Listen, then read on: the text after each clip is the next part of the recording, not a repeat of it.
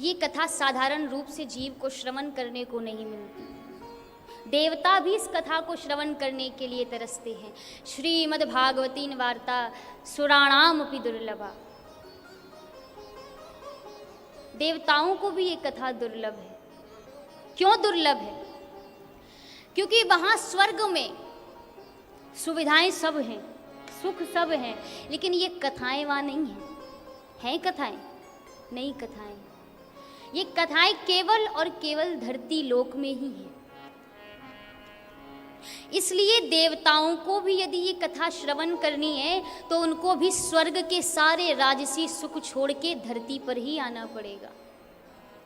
और धरती पर भी केवल और केवल भारत भूमि ही ऐसी भूमि है जहाँ जगह जगह भगवान की लीलाओं का रसपान कराया जाता है।